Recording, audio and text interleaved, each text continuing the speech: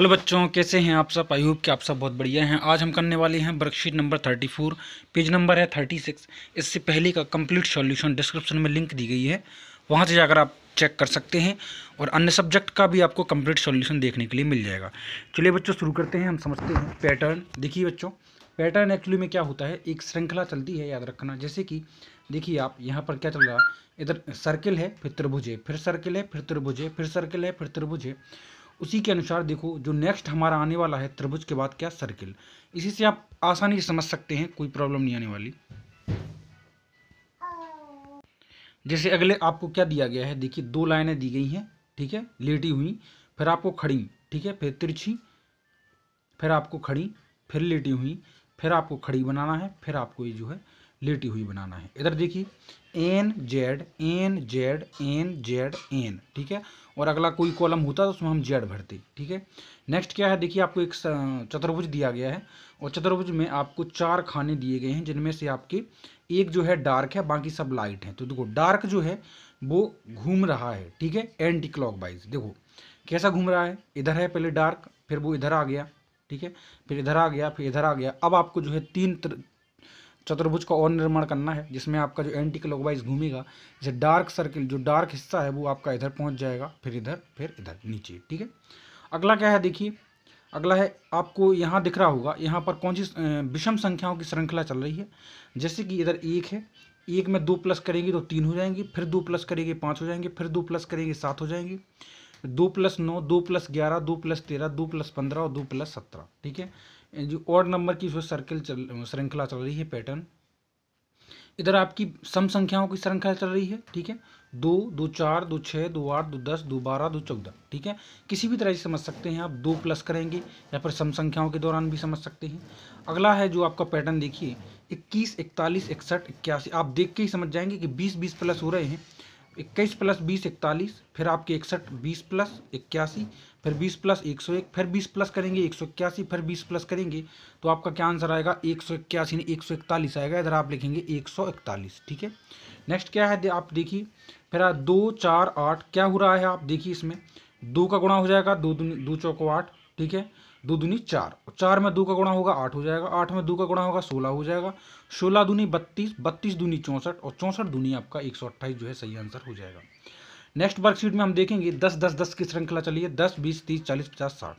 Next हम देखेंगे तो श्रृंखला कैसे चल रही है, 1 2 3 1 2 3 1 2 3 1 2 3 1 2 3 और 1 2 3, ठीक है। तो पैटर्न को हम इस हिसाब से समझ सकते हैं। चलते हैं नेक्स्ट वर्कशीट पर, वर्कशीट नंबर 35। और हम बाजार जाएंगे तो हमें विभिन्न वस्तुओं के मूल्यों का पता चला, जो इस प्रकार हैं।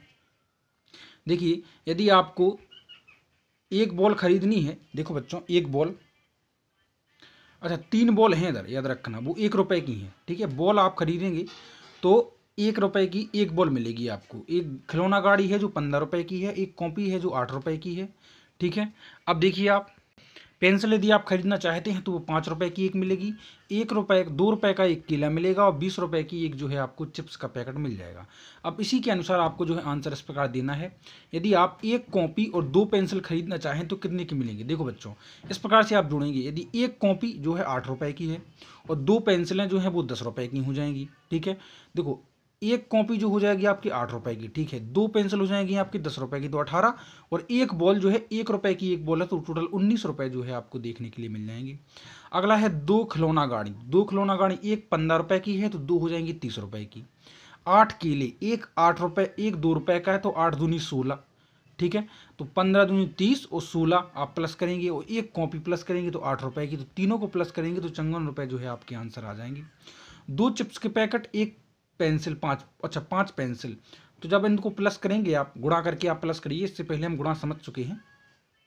जैसे कि एक चिप्स की पैकेट कितने की है, आप देखेंगे जी एक चिप्स का पैकेट कितने का है, 20 रुपए का है, तो 2 में गुणा करेंगे तो 20 दूनी 40 और 5 पेंसिल, तो एक पेंसिल कितने की है आपकी 5 रुपए की है, तो 5 25, यानी 25 प्लस 40 हो जाएंगे आपके 65 रुपीज़, ठीक है। इस अनुसार आप इसको ही भर सकते हैं। नेक्स्ट क्या है, अगर तुम्हारे पास 20 रुपए का नोट हो तो तुम क्या क्या खरीद सकते हो, देखो बच्चों 5 बॉल खरीद सकते हैं, क्योंकि एक बॉल 1 रुपए की है, ठीक है। जैसे कि अगले में हम देखें तो आप देखिए आप 20 रुपए में एक पेंसिल खरीद सकते हैं और एक खिलौना गाड़ी खरीद सकते हैं, क्योंकि खिलौना गाड़ी जो है आपकी कितने की आएगी, देखिए खिलौना गाड़ी है 15 रुपये की और एक पेंसिल है 5 रुपये की, तो टोटल 20 रुपये जो हैं आपके पास, तो हो गए ना। एक चिप्स का पैकेट भी आप खरीद सकते हैं क्योंकि चिप्स के पैकेट का मूल्य है 20 रुपये, ठीक है। 2 कॉपी खरीद सकते हैं क्योंकि प्रत्येक कॉपी का मूल्य 8 रुपये, तो 8 दूनी 16 हो जाएंगी। और 2 केले खरीद सकते हैं क्योंकि प्रत्येक केले का मूल्य 2 रुपये है, तो 2 दूनी 4, 16 और 4 आपके 20 रुपये कंप्लीट हो जाएंगे। अब चलते हैं हम नेक्स्ट पेज पर, पेज नंबर 38। नेक्स्ट वर्कशीट में आपसे कहा गया है भाग एवं पैटर्न। जो भाग हम पहले पढ़ चुके हैं और पैटर्न इससे पहले देख चुके हैं, उनका कंबाइंड आपको दिया गया है आपको कुछ क्वेश्चन सॉल्व करने के लिए। देखिए बच्चों, आकलन दिया गया है, देखो भाग दीजिए। 4 का भाग देना है 36 में, तो आप इस तरह से देख सकते हैं। 4 का भाग 36 में देंगे, 9 बार जाएगा, 4 नम 36, ठीक है। 84 में देना है 5 का भाग, 84 में 5 का भाग देंगे, 16 बार जाएगा और शेषफल बच जाएगा आपका 4, ठीक है। नेक्स्ट क्या है, 45 का भाग 9 में देंगे तो 5 बार जाएगा, देखो इस प्रकार से।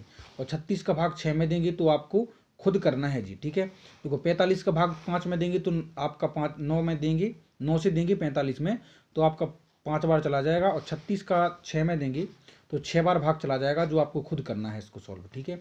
पैटर्न को देखो और आगे बढ़ाओ। देखो बच्चों, पैटर्न को आगे बढ़ाते हैं। जैसे कि 5, 10, 15, 20, तो देखो 5 5 की सीरीज चल रही है ना, 5 + 5 + 5 + 5, 20 में 5 + 25, 25 में 5 + 30, 30 में 5 प्लस हो जाएंगे आपके 35, ठीक है।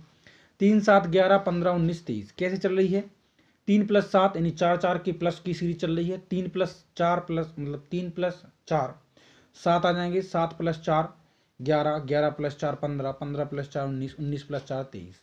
इधर A B B A B B A B B reverse करके रख सकते हैं, ठीक है। ए बी को रिवर्स कर दो, बी ए, ठीक है, उल्टा। देखो इधर हैं 2 ट्राइंगल, फिर 2 हैं आपके रेक्टेंगल, ठीक है। 2 ट्राइंगल, 2 रेक्टेंगल, 2 ट्राइंगल, ठीक है। इस तरह से आप बनाएंगे। रीना ने 62 रुपये का रेलवे का टिकट लिया, उसने 100 रुपये का नोट दिया, उसे कितने टिकट के साथ कितने रुपए वापस मिलेंगे। देखो बच्चों, 62 रुपये का टिकट है, ओके, और 60 रुपये का टिकट है और 100 का नोट दिया, तो आप इसमें से माइनस करेंगे तो 40 रुपये जो है उसको वापस मिलने वाली हैं, ठीक है। सीमा अपने दोस्तों के साथ, यदि आपको क्लियर नहीं दिख रहा है तो वीडियो की क्वालिटी जो है इंक्रीज कर लें। सीमा अपने दोस्तों के साथ बाजार गई, 58 रुपये का पेन, 37 रुपये की कॉपी, 22 रुपये का पर्स खरीदा, 100 रुपये का नोट दिया, ठीक है। तो देखो बच्चों, इन तीनों के यदि हम जोड़ेंगे, कॉपी, पर्स, पेन, तो टोटल हो रहे हैं हमारे 117 रुपीज़। हो रहा है कि नहीं हो रहा है। उसने दिया 100 का नोट, ठीक है। अब आप बताओ, 100 का नोट दिया तो 17 रुपये एक्स्ट्रा जो होंगे वो उसे बिल चुकाने के लिए अपने दोस्तों से 17 रुपये लेने होंगे, जैसा आपको क्वेश्चन में दिया गया है कि बिल चुकाने के लिए अपने दोस्तों से उसे कितने रुपए लेने पड़ेंगे। अब हम चलते हैं तो द्विविमीय आकृति मतलब प्लेन फिगर। जैसे कि द्विविमीय मतलब होती हैं जिन आकृतियों की या तो लंबाई या चौड़ाई दो में से दो हों, ठीक है, लंबाई और चौड़ाई। क्योंकि लंबाई और चौड़ाई अगर यदि एक चीज़ और बढ़ जाती है, जैसे कि ऊंचाई, जैसे आप अब जिस कमरे में बैठे हैं तो आप यदि नज़र डालेंगे तो कमरे के जो फर्श की लंबाई है और चौड़ाई है, ठीक है। यदि आप और नज़र डालेंगे तो एक आपको ऊंचाई भी मिलेगी, जो ऊंचाई छत से लगी हुई है तो वो ऊंचाई होगी, यानी वो हो गई आपकी त्रिविमीय यानी 3D यानी 3 डायमेंशन, ठीक है। अभी आपको बताया गया है 2D यानी केवल प्लेन फिगर जिसकी लंबाई या चौड़ाई होगी, ठीक है। जैसे आपका पेज है जिस पर आप लिख रहे हैं, इसकी एक तो लंबाई है और चौड़ाई है, कोई भी ऊंचाई नहीं है, ठीक है बच्चों। देखिए व्रत है, ठीक है, आपको बताना है और 5-5 आपको एग्जाम्पल भी देना है। व्रत है तो चूड़ी जो है एक वृत्ताकार है, कोई भी पहिया, साइकिल का पहिया ले लें, ठीक है, तो वो वृत्ताकार होता है। अंगूठी, जो आप अंगूठी हाथ में पहनते हैं, वृत्ताकार है। स्टेयरिंग मतलब जो गाड़ी की स्टेयरिंग होती है, कार की, उसको पकड़ के चलाते हैं, वो भी वृत्ताकार होता है। कोई भी छल्ला होता है लोहे का या किसी भी तरह का, तो वो भी वृत्ताकार होता है। नेक्स्ट चतुर्भुज है। चतुर्भुज मतलब जिसकी 4 भुजाएं हैं, और चतुर्भुज में कहा गया है आयत। आयत को मैं बता दूं, जिसके आमने सामने की भुजाएं कैसी होती हैं, आमने सामने की भुजाएं होती हैं बच्चों बराबर, और 4 शीर्ष होते हैं, 4 कोने होते हैं, 4 भुजाएं होती हैं। फोटो का फ्रेम आयतकार होता है। दरवाजे का फ्रेम, देखिए आप दरवाजे में चारों ओर जो फ्रेम लगा हुआ है दरवाजे की, ठीक है, जिसको चौखट भी बोल सकते हैं, वो एक आयताकार होती है, उसके आमने सामने की भुजा बराबर होगी, ठीक है। दीवार का किनारा जो होता है, दीवार के किनारे आप देखेंगे तो किनारे किनारे नज़र डालिए तो आपको 4 आमने सामने की जो भुजाएं हैं वो बराबर मिलेंगी, ठीक है। और आप देखेंगे तो दर्पण का फ्रेम जिसमें शीशा लगा रहता है, वो भी आपका एक्चुअली में आयतकार होता है। और कागज का पेज जिस पर आप लिख रहे हैं, वो भी आपका आयतकार ही है, ठीक है। अब चतुर्भुज में आप कहा गया वर्ग। वर्ग की विशेषता ये है उसकी 4 भुजाएं बराबर होती हैं, केवल एक विशेषता जो है डिफरेंट है आयत से, बाकी सब इक्वल हैं कि 2 विकर्ण, 4 शीर्ष, 4 किनारे, 4 कोण, और बाकी एक है उसमें क्या विशेषता कि उसकी चारों भुजाएं बराबर होंगी, ठीक है। आमने सामने की तो वैसे बराबर हो ही जाएंगी क्योंकि जब चारों ही बराबर हैं।